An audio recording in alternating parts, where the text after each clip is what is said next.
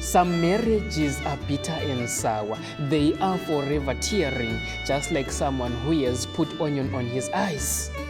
Their houses have become a resting stage. There is no peace, there is no happiness. Jesus wants to see happy marriages, happy firesides, a place where the heavenly angels would love to visit. Is your house a place that the heavenly angels would love to dwell? Are you married or you're contemplating marriage? Why are you married? Or what are your reasons why you are married? So today I will give you the reasons which perhaps you have not even thought about. Why do people get married?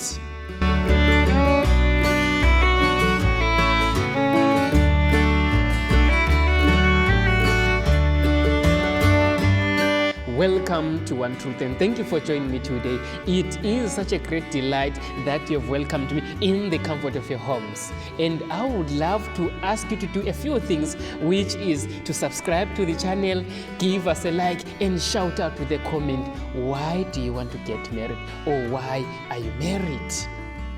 On the previous video, I've already given you the reasons why people get married, which is companionship, age, children, and intimacy. For you to find out more, I will leave the link down below on the description so that you can always go visit it and find out more about this. And today, I will give you the last 6 reasons why people get married.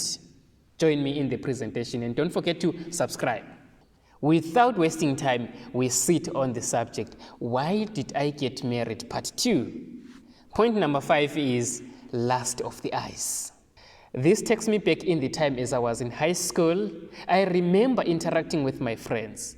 There was this beautiful girl, and one of my friends says that I have already approached her. I have already planted a seed. And if by chance she accepts my request, I would mind to make sure and find a way that I impregnate her so that even the family, they will take her and give her to me because she's so beautiful. I can't lose that beauty. So in that time, we did not reason very well. We were looking at the beauty, but not looking at other aspects which are very important in the marriage life. So also some people, they marry because they have lusted after that person. And now I would love to take you to the experience of Samson. He goes to his parents. He says to them, I have seen a woman in Timnah of the daughters of the Philistines. Now therefore get here for me to wife. And the parents tried to reason with him, saying that, is there never a woman among the daughters of thy brethren, or among all my people, that thou goest to take a wife of the uncircumcised Philistines? And Samson said unto his father, get here for me, for she pleaseth me well.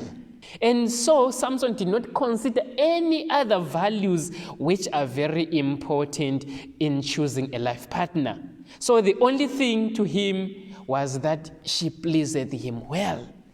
Samson was so foolish enough that he did not heed to the counsel of the parents. We know his experience that he even lost his eyesight because of marrying for wrong reasons. As many people marry because of the lust of the eyes, now we come also to look at the example of David. Looking at the book of 2 Samuel chapter 11, verse 2 to 4. And it came to pass in an evening tide that David arose from off his bed and he walked upon the roof of the king's house. And from the roof he saw a woman washing herself, and the woman was very beautiful to look upon. And David sent and inquired after the woman, and one said, is not this Bathsheba the daughter of Eliam, the wife of Uriah the Hittite? And David sent messengers, and took her, and she came in unto him, and he lay with her, for she was purified from her uncleanness, and she returned unto her house. Verse 27, and when the morning was past, David sent and fetched her to his house, and she became his wife, and bare him a son. But the thing that David had done displeased the Lord. Considering the example of King David, he was willing to lay down the life of Uriah, the one who was a husband to Bathsheba. But he did not reason very well, and he had to go an extra mile to kill that man so that he can win Bathsheba, because he lusted after her. And that thing that he did, it displeased the Lord. We read from Songs of Solomon chapter 7, verse 1 to 6. How beautiful are thy feet with shoes, O princess daughter! The joints of thy thighs are like jewels, the work of the hands of a cunning workman. Thy navel is like a round goblet, which wanted not liquor. Thy belly is like an heap of wheat set about with lilies. The two breasts are like two young roes that are twins. Thy neck is as a tower of ivory, thine eyes like the fish pools of Heshbon by the gate of Bath-rabbim. Thy nose is as the tower of Lebanon, which looketh toward Damascus. Thine head upon thee is like Carmel, and the hair of thine head like purple. The king is held in the galleries. How fair and how pleasant art thou, O love, for delights. When it comes to marriage, one is not to be carried away by the looks. As we look at Jezebel, in the time when he saw that Jehu was coming after her, she painted her face. She even looked out the window that when Jehu sees her, he will easily get attracted to her. Jehu was man enough that he did not fall to the tricks of Jezebel. He was a man, he was not looking after the looks. And this is why we have got families which are failing to prosper, because they married out of wrong reasons. Point number 6, why people get married is family pressure.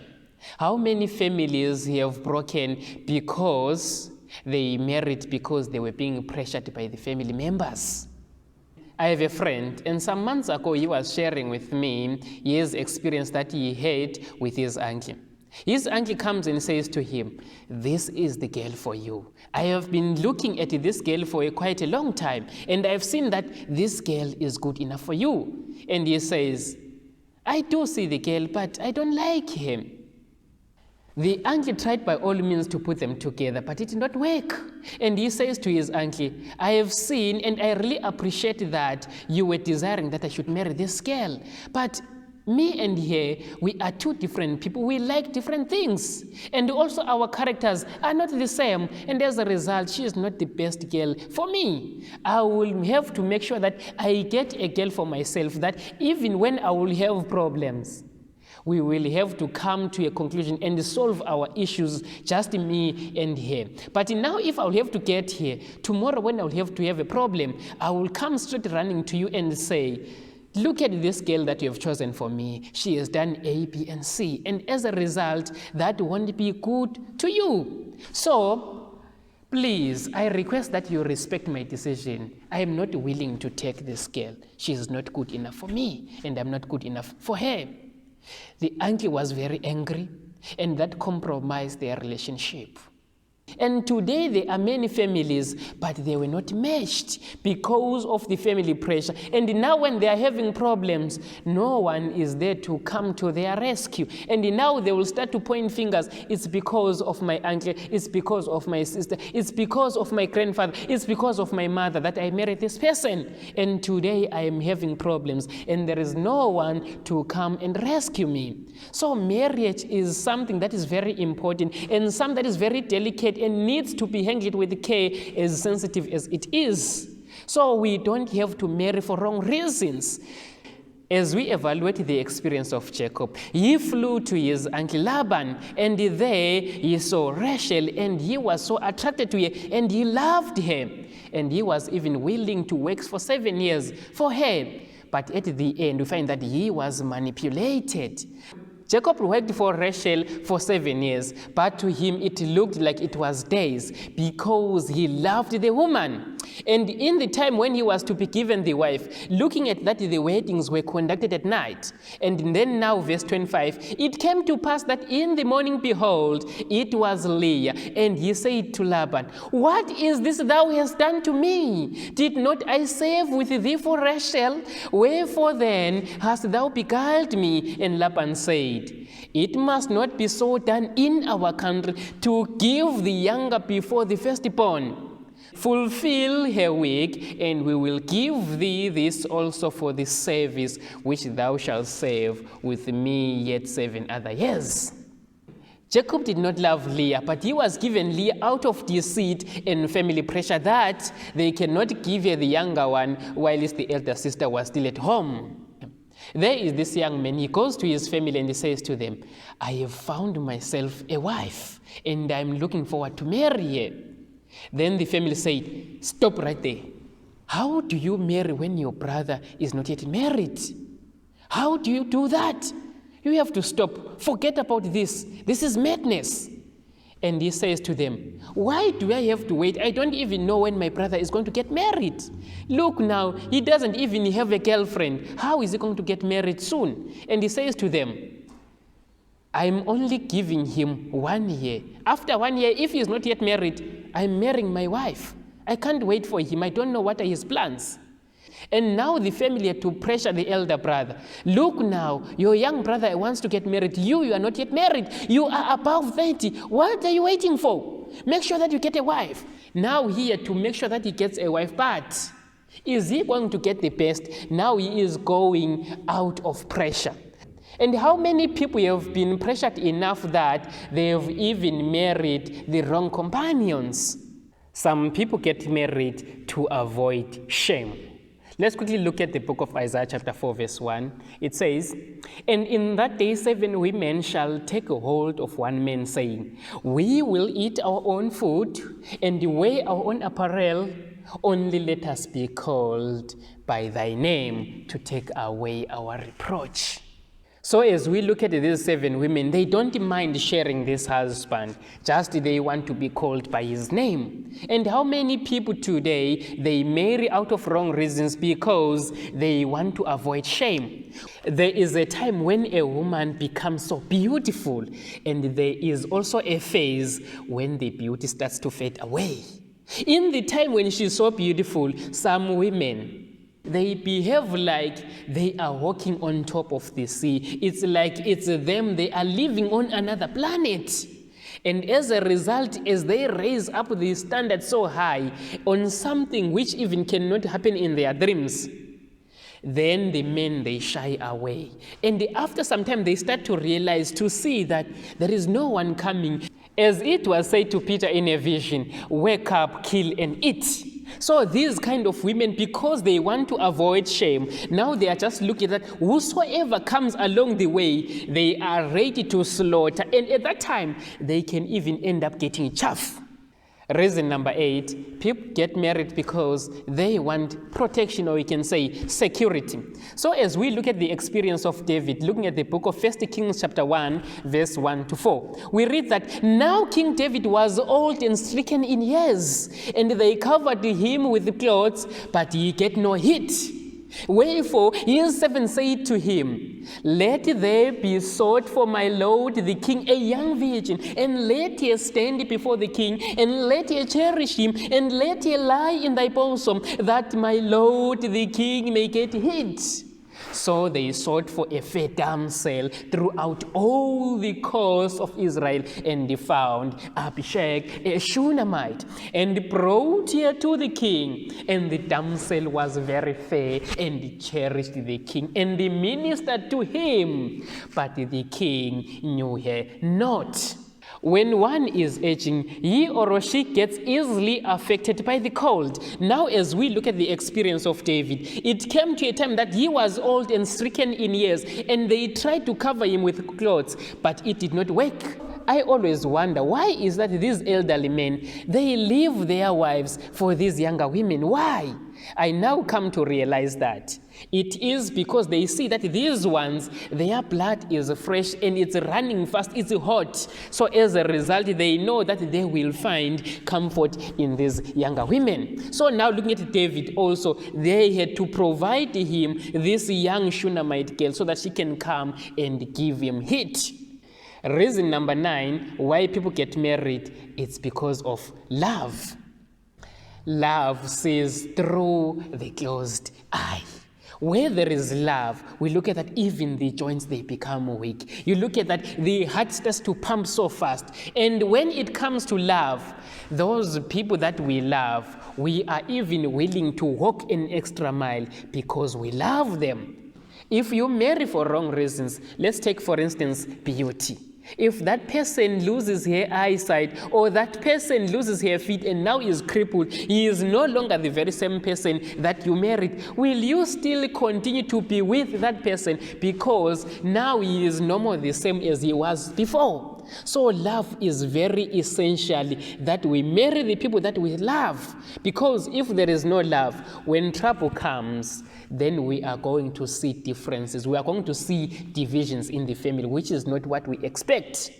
As we are always willing to cross an ocean for the ones that we love, let's look at Jacob. He was willing to work for 7 years for Rachel. Even if he was deceived, he was also willing to work another 7 years on top of the 7 years that he has worked, just for him to get Rachel, because he loved Rachel. And as we look at verse 18 on the book of Genesis chapter 29, it says, "And Jacob loved Rachel and said, I will save these 7 years for Rachel, thy younger daughter. And Laban said, it is better that I give her to thee than that I should give her to another man. Abide with me." And Jacob saved 7 years for Rachel, and they seemed unto him but a few days, for the love he had to her.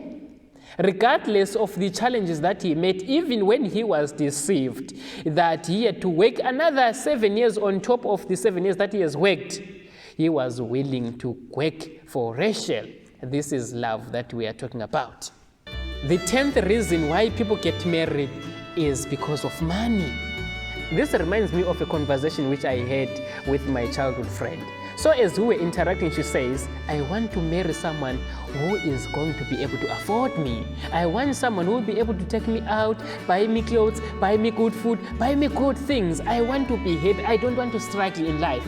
Then I said, yes, that's very good. You don't want to struggle in life, but yourself, you need to be happy by yourself. You don't need to wait for other person to come and to make you happy. You need to make things happen for yourself. Don't wait for the other part. If that other part is not there, it means to say that you are not going to be happy.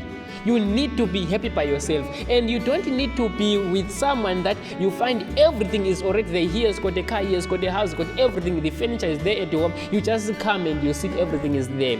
He will look at you as like a property. You have to make sure that you get someone that you're going to build your legacy together with, not you find everything is already prepared. When you have got a problem, he will just say to you, just take your things and leave. You came like this, you have to go just like that.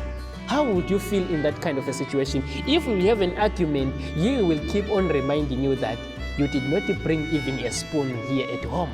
Who are you? What can you tell me? And how would you feel if that happens to you? This is why some women, when they marry a man who has already had everything, they will make sure that they say, I don't like this couch, I don't like that furniture, I don't like that, take out everything. I want us to start afresh. I want our things, not the things that we already have. That is the good way to go, because if you don't do like that, you are going to have problems. If you have got an argument, you will keep on reminding you that you came with nothing, and therefore you have to live with nothing. Are you a young man or young lady contemplating marriage, but you don't know what are the key factors that you have to look in choosing a life partner? I've already made a presentation on the Christian couple. Make sure that you do visit it. I will leave the link down below on the description so that you are able to visit it and look at what does it mean to be married and what that I have to look for when I'm also looking at marriage. And also, I would really appreciate if you can share with me your thoughts on the comment section on this subject. Why did I get married? And how can we build the families for eternity? One truth is all about building families for eternity. And if we can hold hands together, we will be able to save this dying nation. And lastly, make sure that you do subscribe to the channel. And if you have enjoyed the presentation, make sure that you give us a like.